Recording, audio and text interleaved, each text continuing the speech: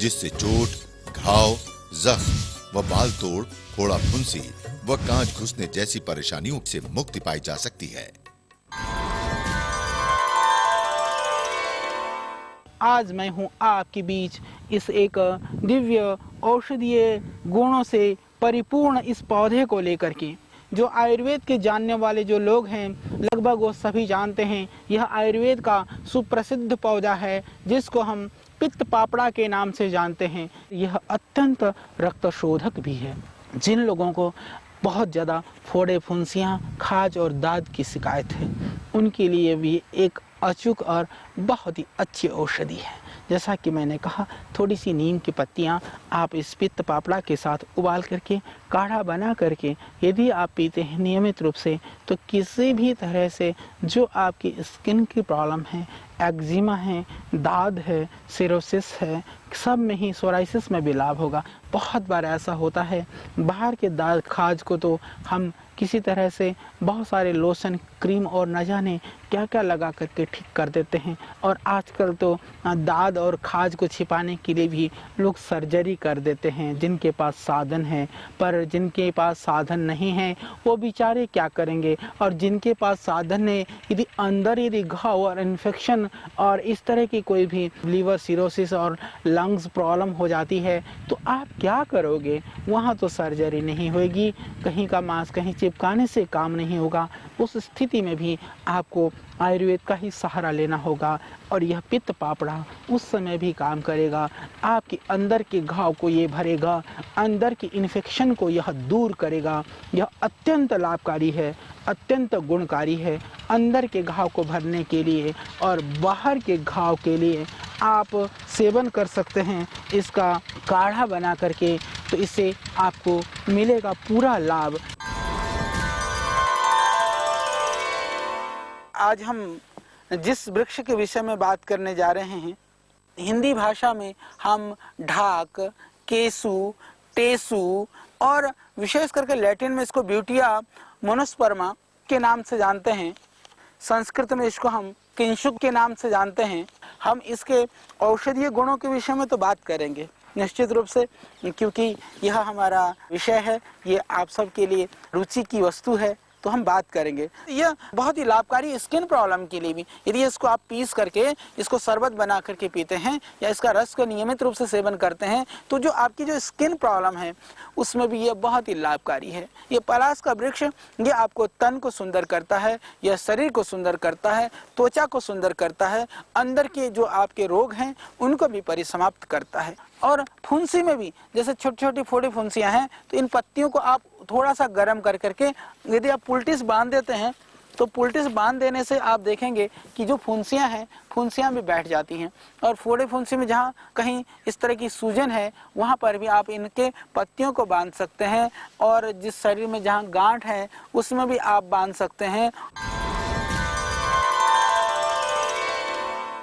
आज हम औषधि के विषय में नहीं, अपितु जो हमारे नित्य जीवन में प्रयोग में आने वाली जो वस्तु है और जिसका हम भोजन के रूप में प्रयोग करते हैं और सभी इससे बहुत ही सुपरिचित हैं, तो मैं बात कर रहा था गेहूं के विषय में।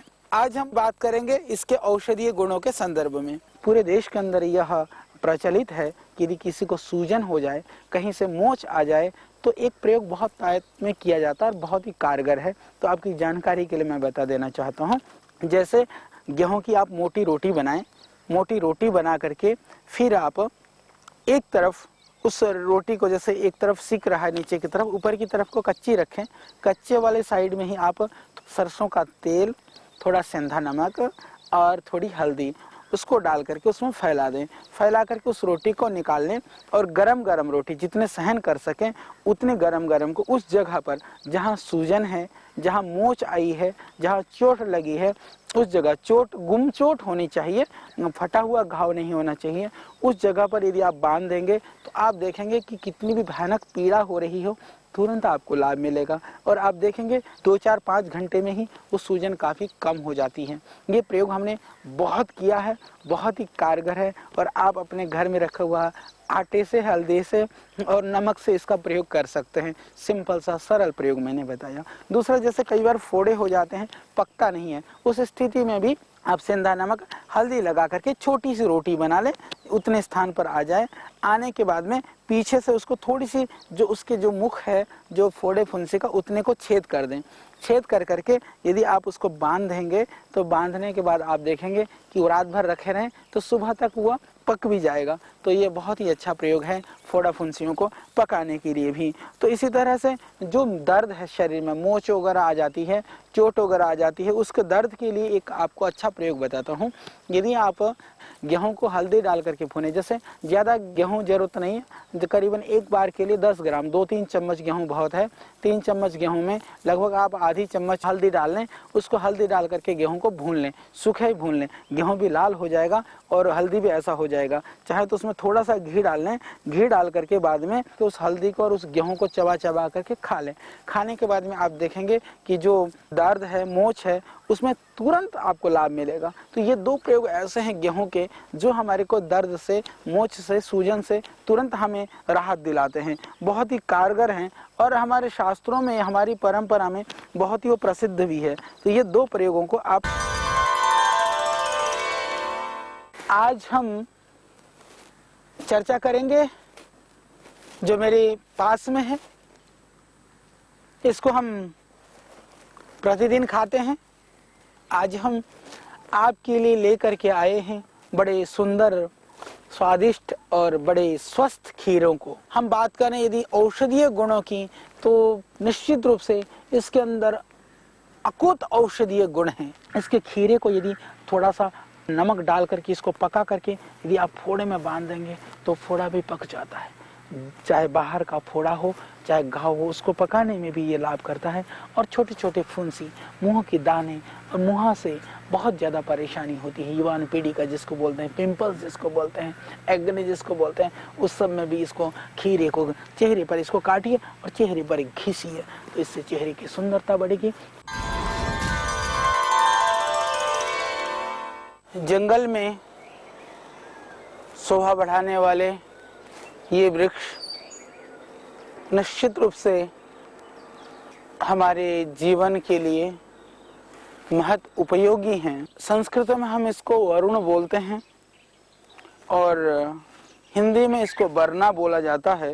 वास्तव में यह वृक्ष जो है, आयुर्वेद के जो प्राचीन ग्रंथों में जितने भी औषधियों का वर्णन है उसमें से यह बहुत ही महत्वपूर्ण है।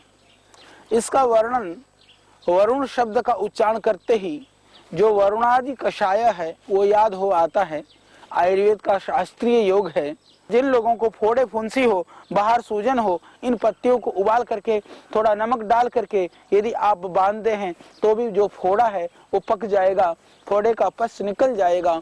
उसको पकाने के लिए, उस पस को निकालने के लिए भी यह बहुत ही कारगर और बहुत ही उपयुक्त उपाय है वरुण। और इसका दूसरा प्रयोग, आदिवासी क्षेत्रों में कई जगह पर इसके साग को खाते हैं। हालांकि यह बहुत ही बकबका स्वाद का होता है। हमने इसके पत्ती को खाने का प्रयत्न किया तो मुश्किल से ही इसको खाया जाता है। इसको उबाल करके इसका थोड़ा पानी निकाल करके ये वसंत ऋतु के समय पर यदि इसका साग का सेवन किया जाता है, 1-2 दिन 3 दिन भी यदि आप इसका साग का सेवन करते हैं तो उससे हमने देखा है कि जो साल भर रक्त दोष से होने वाली जो बीमारियां हैं उनसे आप बचते हैं। यह जो विशाल वृक्ष हमारी संस्कृति का प्रतीक है, यह हमारी सांस्कृतिक धरोहर है। आयुर्वेद का यह एक जीता जागता एक इंसाइक्लोपीडिया है। आयुर्वेद के अंदर एक से एक दिव्य औषधियां हैं, एक से एक वनस्पतियां हैं। यदि हम बात करें कि उन दिव्य वनस्पतियों में से 2, 3, 4 पौधे हम बताएं तो उनमें से निश्चित रूप से पीपल, नीम, तुलसी और बिल्व ऐसे पौधे हैं जो वास्तव में एक एक पौधा अपने आप में एक इंसाइक्लोपीडिया है। औषधि चिकित्सा विज्ञान का एक वह कोश है। पीपल ट्री जिसको बोलते हैं, यह पीपल का पेड़ पूरे देश में जाना जाता है। आज हम इसके कुछ गुणों की चर्चा करेंगे। मैंने जैसे कहा कि पीपल का पेड़ अपने आप में एक इंसाइक्लोपीडिया है, अपने आप में बहुत बड़ा शब्दकोश है।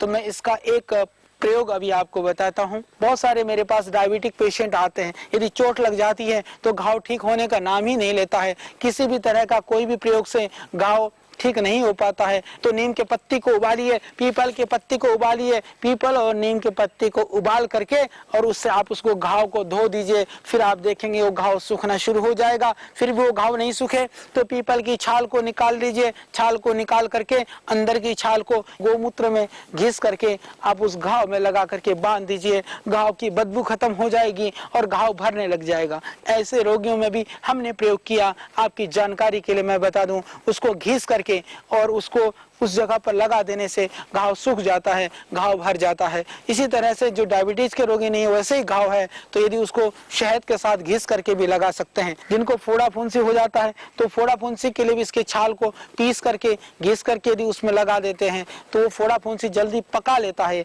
पक करके जो पकने वाला होगा वो पक जाएगा, जो नहीं पकने वाला होगा वो बैठ जाएगा। इस तरह से वह फोड़े से आपको मुक्ति मिल जाएगी। तो यह निरापद है, इसके अंदर कोई इस तरह का जहर नहीं है। मैंने बताया अपने आप में यदि पीपल के ही प्रयोग हम सीख लें तो मैं समझता हूँ कि आपके आसपास की जो बीमारियां हैं वो हम लगभग भगा सकते हैं। हमें जरूरत है इन चीजों को जानने की, समझने की, समझ करके प्रयोग करने की, अवहेलना करने की नहीं, प्रयोग करने की। आइए हम इन गुणों को जानें और प्रयोग करें। किसी तरह से सड़ा हुआ घाव हो, चाहे चर्म रोग हो,